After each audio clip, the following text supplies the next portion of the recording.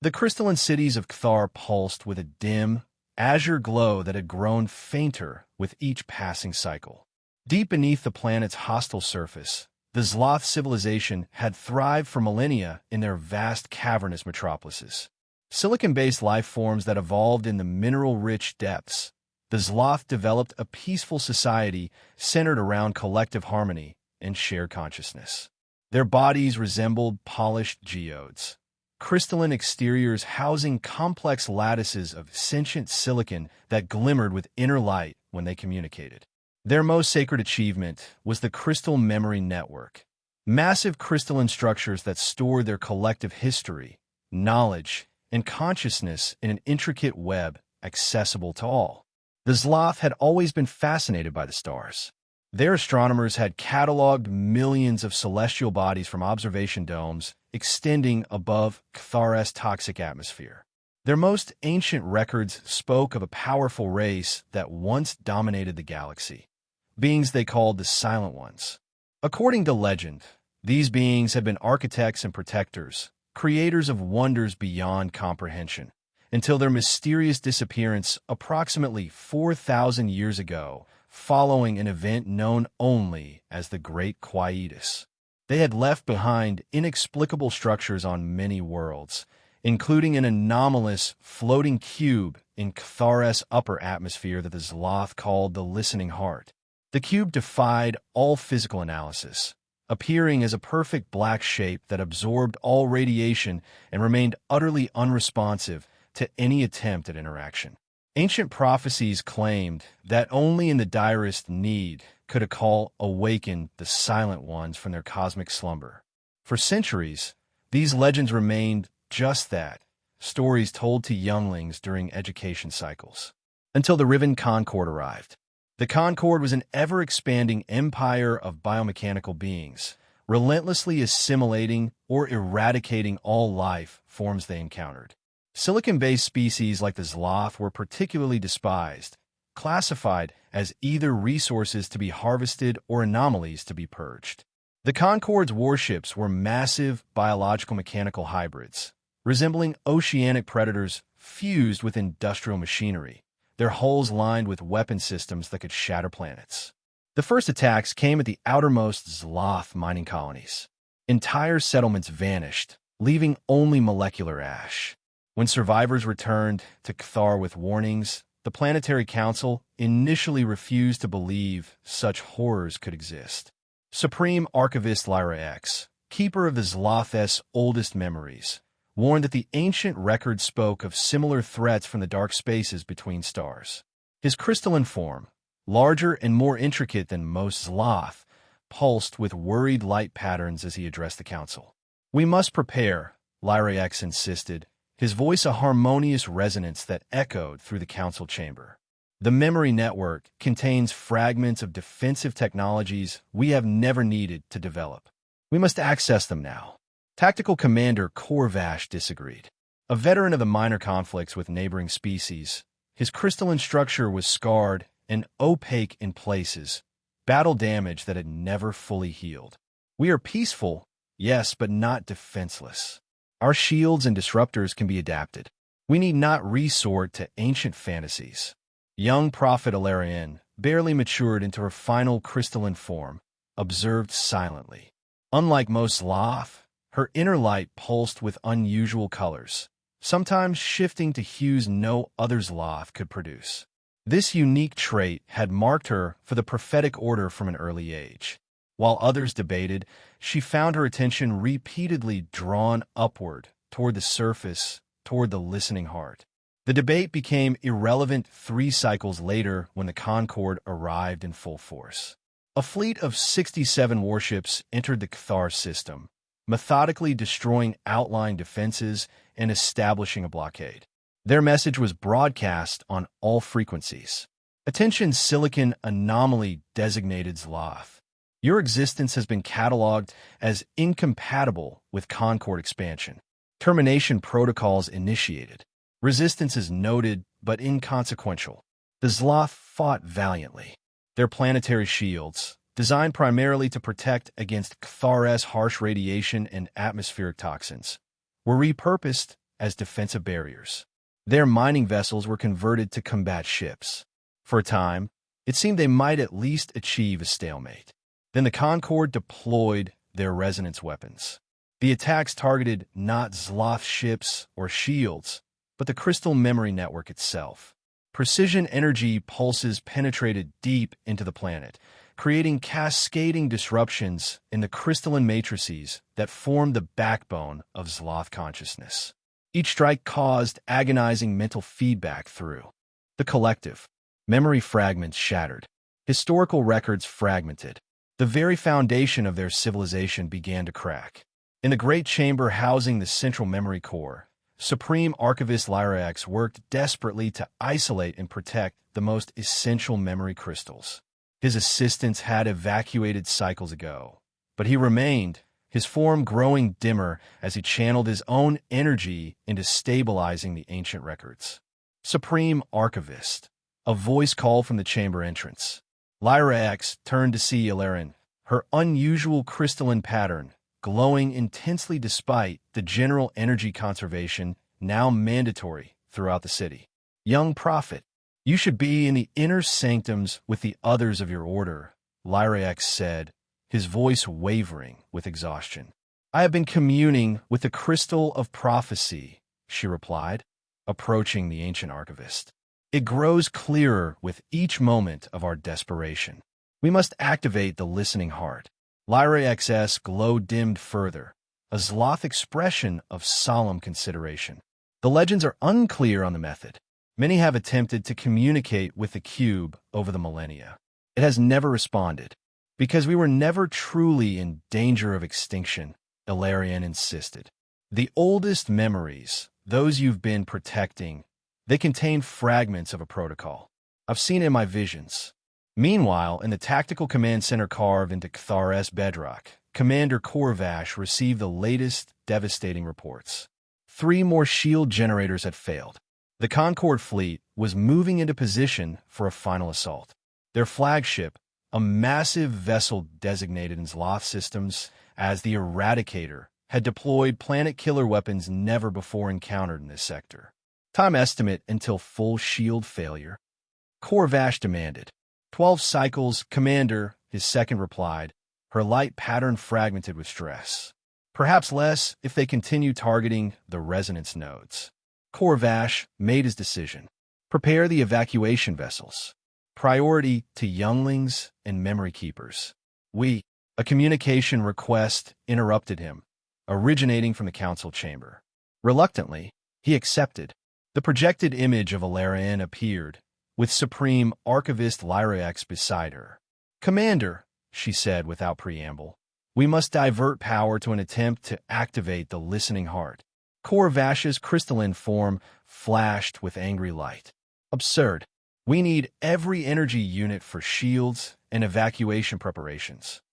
The evacuation will fail, Lyra X stated flatly. Their deployment pattern suggests they intend to destroy not just Kthar, but nearby space as well. The prophecies and oldest memories align. This is the moment of dire need the ancients foresaw. You speak of myths while our people die. Korvash countered. The council has already voted, Ilarion said quietly. They await only your tactical assessment of when our situation has become truly hopeless. The moment when our call will have the greatest resonance. Korvash's light dimmed to nearly nothing, a sign of deepest despair among the Zloth. After a long moment of silence, he replied, Then you have perhaps 2 cycles remaining. I cannot spare any tactical resources. We need only the power, Ilarion assured him, and a direct channel to the central communication array. The commanders around Korvash stared at him, awaiting his decision. Finally, he gave a crystalline shudder, the Zloth equivalent of a resigned sigh. Granted, but know this. If we perish because vital energy was diverted to a myth, history will record that I opposed this foolishness to the end. If we succeed, Lyra X replied gently, history will record that you provided the means for our salvation in the darkest hour.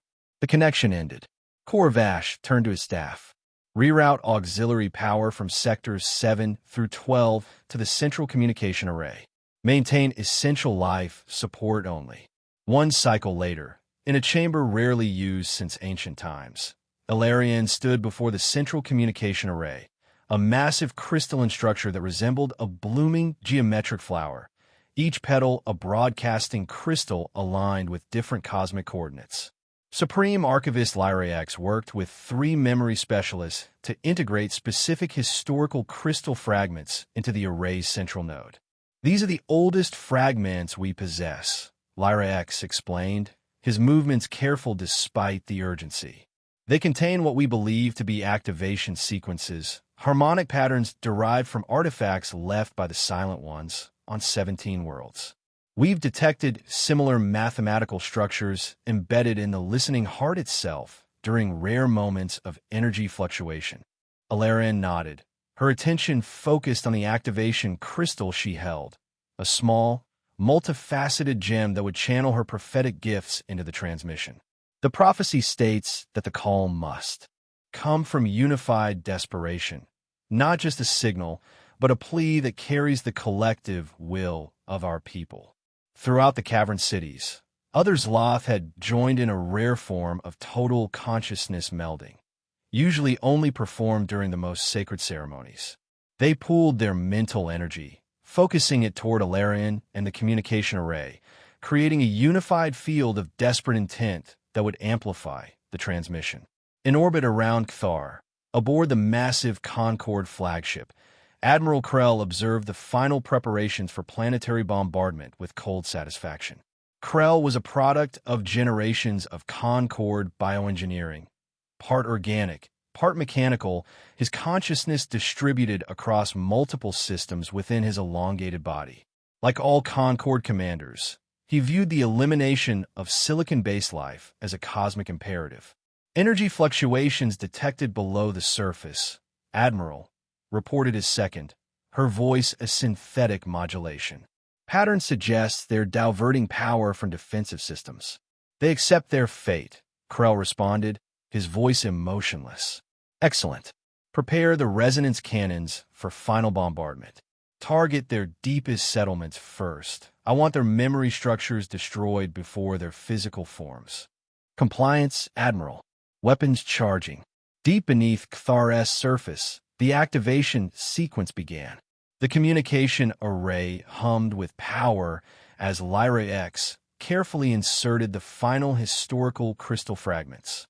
The chamber glowed with intense blue-white light as energy channeled through the ancient structure. Ilarion stepped onto the central platform, her crystalline form now pulsing with colors that shifted through the entire spectrum visible to Zloth perception. She held the activation crystal aloft as Lyrax initiated the sequence. By the memory of all who came before, Lyrax intoned, we send this call into the void. In our hour of extinction, we remember the ancient pact. We call to those who once walked among the stars as guardians. We awaken the Silent Ones. The activation crystal in Ilarion's grasp began to resonate, emitting tones that seemed to vibrate through dimensions beyond normal perception. The communication array responded, its petals aligning with precise, celestial coordinates recorded in the ancient fragments. Energy cascaded through the structure as it began transmitting on frequencies and through methods not used by the Zloth in thousands of years. Ilarion felt her consciousness expand as the prophetic gift that had always set her apart suddenly connected with something vast and ancient. Through her, the collective desperation and will of the entire Zloth species flowed into the transmission. Not merely data or signals, but a fundamental plea woven into the fabric of space-time itself. Above, in Cthar's upper atmosphere, the listening heart, the perfect black cube that had floated unresponsively for millennia, flickered. For a brief moment, its surface rippled like liquid, geometric patterns appearing and vanishing in microseconds. Then it returned to its prior state of absolute stillness. In the communication chamber, the energy surge reached its peak. The array's crystals glowed with unbearable brightness, then several shattered from strain. The transmission ended as emergency systems cut power to prevent catastrophic overload. Ilarion collapsed, her crystalline form temporarily dimmed to near transparency from the effort. Lyra X rushed to her side, transferring some of his own energy to stabilize her. "Did it work?" she asked weakly. Lyra X's light pattern expressed uncertainty. The transmission was sent. The listening heart responded, if only briefly. "Now we wait, though I fear we have little time remaining." In orbit, Admiral Krell observed the sudden energy surge with mild curiosity. "Analysis of that power spike? Unknown transmission type, Admiral," his science officer reported. "Utilizing frequencies and carrier waves not in our database. Appears to be directed toward multiple coordinates simultaneously." Their final message to the void, Krell dismissed. "Irrelevant. Proceed with bombardment. Weapons at full charge, Admiral. Targeting solution complete. Firing sequence initiating." The massive resonance cannons on the Concorde flagship aligned with Kthar's surface. The weapons began their firing sequence, energy building to levels that would penetrate the planet's crust and shatter the crystalline cities beneath. 3 seconds before discharge, space itself seemed to shudder. The sensors aboard every Concorde vessel suddenly reported contradictory readings. Stars appeared to shift position. Gravitational measurements fluctuated wildly. Light from nearby, celestial bodies bent in impossible ways. "Report," Krell demanded as warning signals flashed across his command interfaces. "Massive space-time distortion, Admiral. Source unknown. Sensors cannot." The science officer's voice cut. Officer systems struggled to process the impossible data. It began with a single point in space, a perfect absence of everything, not even vacuum, as if that portion of reality had been precisely excised. This point expanded, not growing larger, but somehow encompassing more existence without changing its dimensions. Through this impossibility, something emerged. The first vessel appeared without warning or conventional transition. It did not drop out of faster-than-light travel or emerge from a jump point. It simply was suddenly present, a perfect geometric shape of absolute darkness, absorbing all radiation, reflecting nothing. More followed, hundreds, then thousands, each materializing in perfect formation without disturbing the surrounding space. The Concorde fleet's automated defense systems attempted to classify the newcomers. After microseconds of analysis, they returned a designation that had not been seen in millennia. Species, human. Classification, extinct. Threat level, incalculable. Response protocol, null. Throughout the Concorde fleet, artificial intelligences experienced the machine equivalent of terror as they confronted entities they had been programmed to believe no longer existed. Admiral Krell stared at the designation in disbelief. "Impossible," he whispered, a rare, emotional response from a Concorde commander. The humans were eradicated during the Third Expansion era. This must be a ruse. "Sensor confirmation absolute," Admiral, his second reported, her voice modulation revealing stress. "Quantum signatures match archived records. These are human vessels." The human fleet, for it could be nothing else, formed a multi-layered geometric pattern around Kthar, interposing itself between the planet and the Concorde ships. They made no transmissions, issued no demands. They simply existed, an impenetrable barrier of perfect black shapes.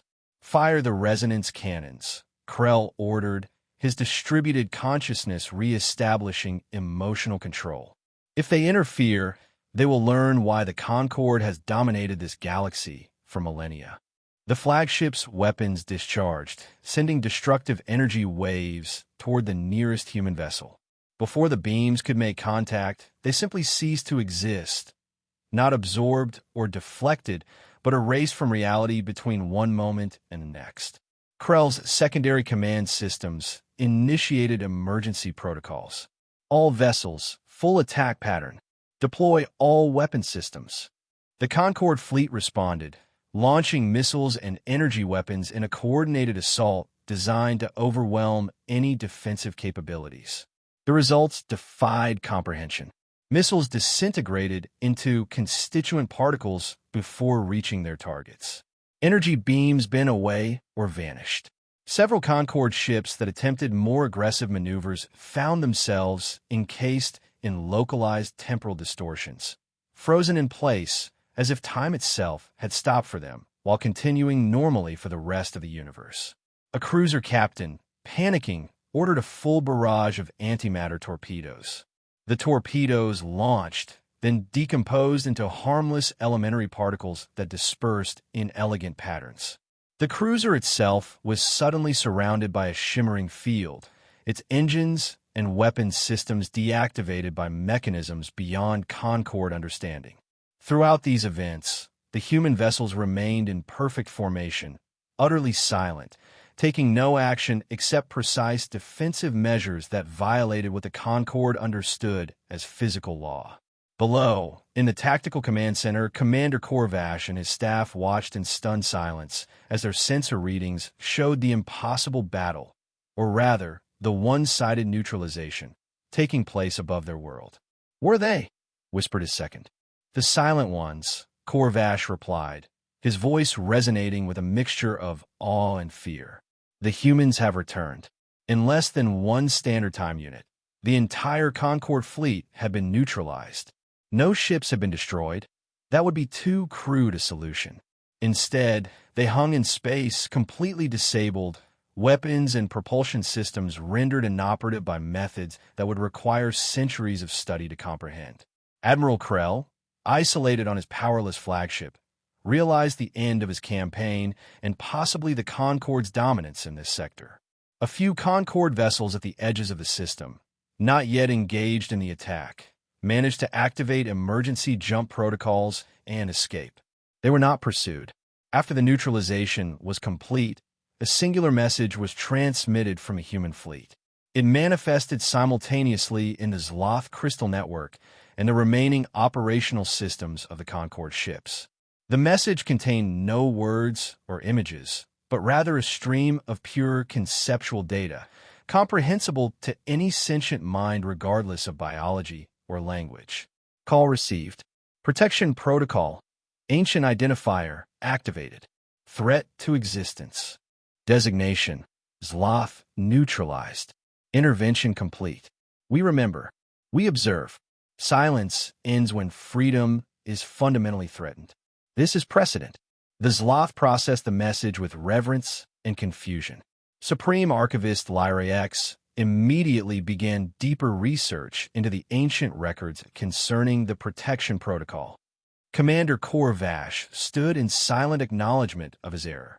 Ilarian, recovered from her earlier collapse, felt a faint but profound connection with the beings who called themselves humans. In the council chamber, the Zloth leadership gathered to discuss their miraculous salvation and uncertain future. The ancient legends were true, one elder stated, her crystalline form pulsing with wonder. The Silent Ones, the humans, they remembered us after 4,000 years. "But what are they?" asked another council member. "Their technology defies all physical laws we understand. They manipulated space, time, and matter as if rewriting reality itself." Lyra X, who had been consulting the oldest memory crystals, spoke with reverent caution. "The fragments suggest the humans were not always so transcendent. They evolved like all species, but then achieved something beyond evolution. The records speak of a great ascension preceding the great quietus, as if they departed conventional existence altogether. Yet they maintain the protection protocol," Ilarian observed. "They continue to watch, to listen, even from whatever realm they now inhabit." "Why would such beings care about our survival?" Corvash asked, genuine bewilderment in his resonant voice. "We must be as primitive to them as microbes." "Perhaps that is precisely why," Lyriac suggested. "The oldest memories indicate the humans had a complex relationship with their own development. They valued diversity of consciousness, the unique perspectives of different sentient species.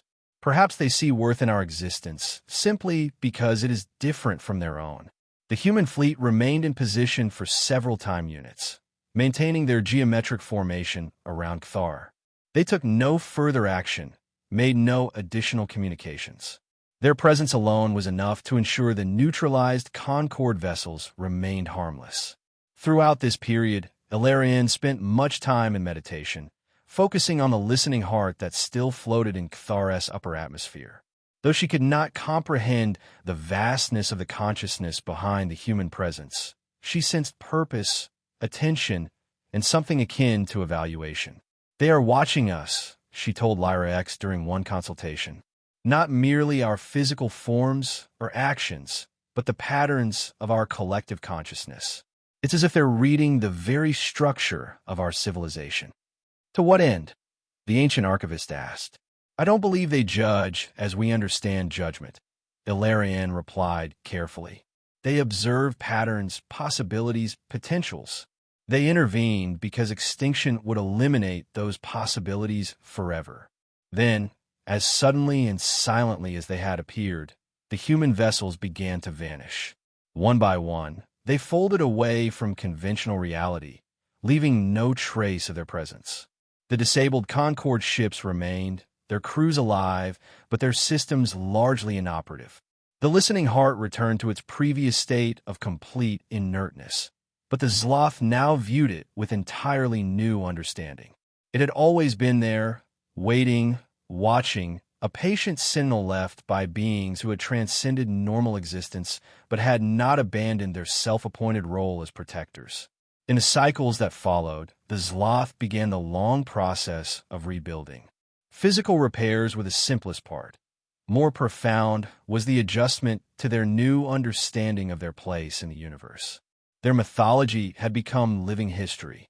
Their existence was now linked to an ancient, powerful, but distant guardian force. A delegation was eventually sent to the nearest Concord worlds, carrying records of what had occurred at Cthar. The evidence of human intervention sent shockwaves through the Concord hierarchy. Their expansion in that sector halted immediately. Other empires and species throughout the galaxy received various versions of the story, some accurate, others distorted, but all conveying the same essential message. Something ancient and incomprehensibly powerful had returned to enforce a protection that transcended normal politics or conquest. Other worlds began examining their own ancient artifacts, searching for connections to the humans.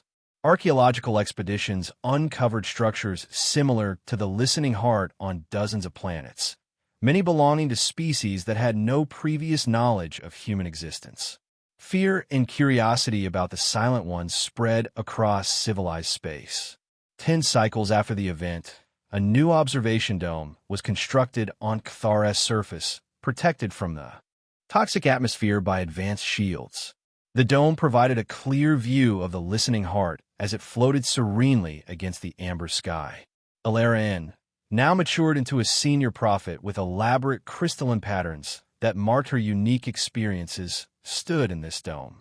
Beside her, a group of younglings stared in wonder at the perfect black cube. "Does it still listen?" one youngling asked, their forms still small and simple, not yet developed into the complex crystalline structure of adulthood. "Always," Ilarion replied. "And now we understand that the silence of the universe does not mean emptiness. The humans are there, observing, remembering, and their return has forever changed the balance of power and meaning of existence in our galaxy." She gazed upward at the listening heart, her inner light pulsing with colors unique to her crystalline structure. Their silence now carries a different weight. It is not absence, but patience, not disinterest, but watchfulness. And in the direst moment, they answered our call, proving that even beings who transcended conventional existence still honor the bonds they formed with those still traveling the longer path of evolution. As twilight descended on Cthar's toxic surface, the listening heart absorbed the fading light, a perfect void against the darkening sky. A reminder of protectors who had once walked among the stars and who, despite 4,000 years of silence, had not forgotten those they had left behind. Across the galaxy, on countless worlds, Other sentient beings looked up at their night skies with new wonder and trepidation, asking the same question. Were the humans watching them too? And if crisis came, would they answer? In the vast darkness between stars, the silent vessels continued their eternal vigilance, remembering, observing, present yet absent, gone yet everywhere. Humanity had transcended, but not abandoned. They had changed, but not forgotten. And now, the galaxy knew the silence could end.